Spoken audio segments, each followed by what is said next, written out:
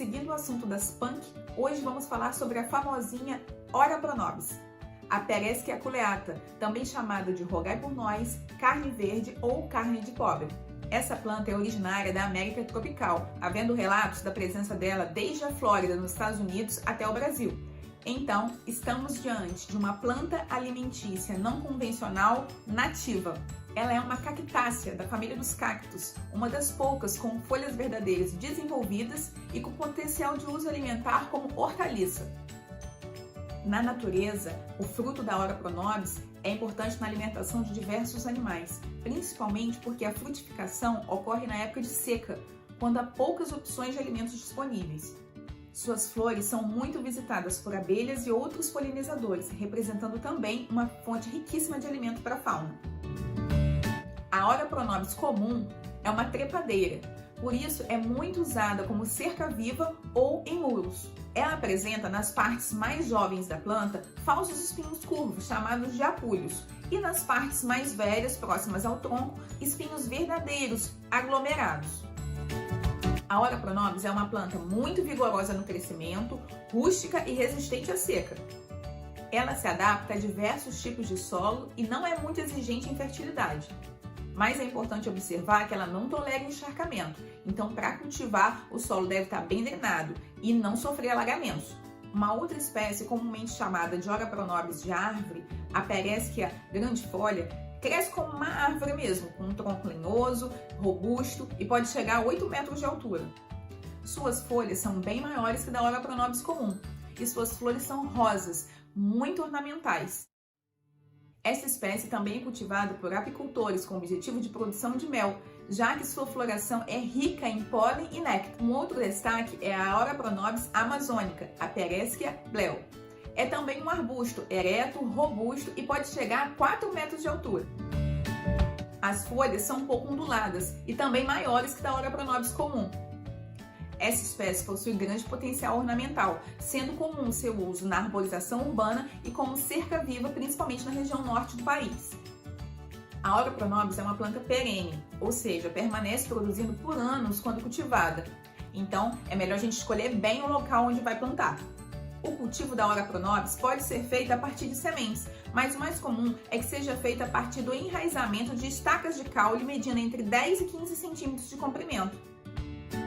A porção intermediária do caule, nem muito verde, nem muito lenhoso, é a ideal para a produção de mudas. Separando uma boa estaca, é só enterrar mais ou menos a metade do tamanho dela num substrato preparado e manter as regas.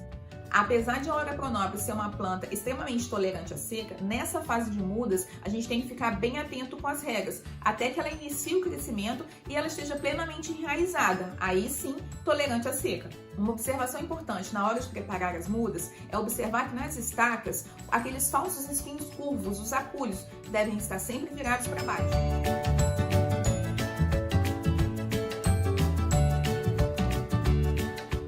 As mudas estarão prontas para serem transplantadas para o local definitivo com mais ou menos 30 a 45 dias do plantio, após sua brotação e enraizamento. Se o seu objetivo for fazer uma cerca-viva com Ora pro nobis, o ideal é você observar o espaçamento entre 1 metro e 1,5 metro entre plantas, porque elas crescem bastante.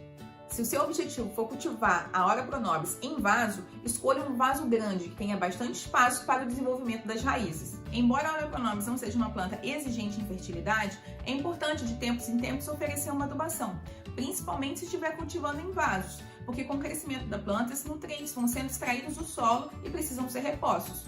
Normalmente, a primeira colheita vai acontecer em mais ou menos 90 dias após o plantio. E após a primeira, as outras vão se sucedendo de acordo com o crescimento da planta.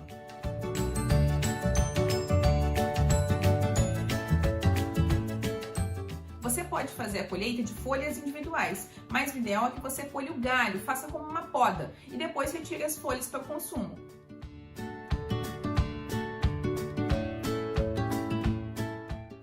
Após a colheita, se adequadamente higienizadas e armazenadas na geladeira, as folhas de Ora pro nobis podem durar vários dias ainda próprias para o consumo.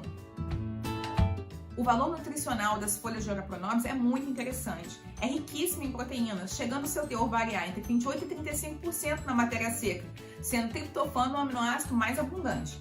As folhas apresentam quantidades consideráveis de minerais como potássio, magnésio e zinco, mas principalmente cálcio e ferro. Além disso, as folhas são ricas em vitaminas A, C, beta-caroteno, ácido fólico, fibras e substâncias mucilaginosas, que trazem diversos benefícios para a saúde. Para as pessoas que não consomem proteína animal, a Ora Pronobis pode ser uma excelente fonte de proteína vegetal de baixo teor calórico. Alguns estudos demonstram que a farinha de Ora Pronobis apresenta maior teor proteico que alguns feijões, por exemplo. Em relação ao cálcio, por exemplo, a farinha de Ora Pronobis apresentou teores superiores a iogurtes, leite em pó e diversos queijos. Em relação ao ferro, esses teores foram superiores ao fígado bovino e à beterraba. Assim como ocorre com vários outros vegetais folhosos escuros, as folhas de Ora Pronobis apresentam ácido oxálico, considerado um fator antinutricional.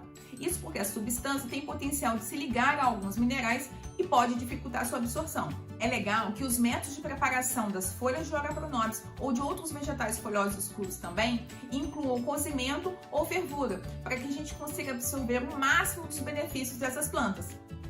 As folhas podem ser adicionadas no preparo de omeletes, tortas, pães, bolos.